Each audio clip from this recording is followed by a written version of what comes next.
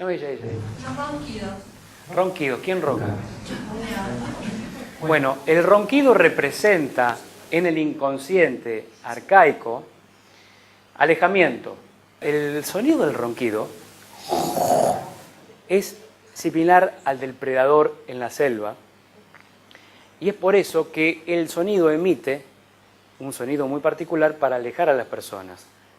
Y de hecho que yo cuando era chico y escuchaba roncar a alguien, me producía como una sensación extraña y termina alejando a las personas. Es precisamente porque la persona vive un peligro a nivel inconsciente todavía, de una situación que se vivió en el pasado, un programa y un desencadenante.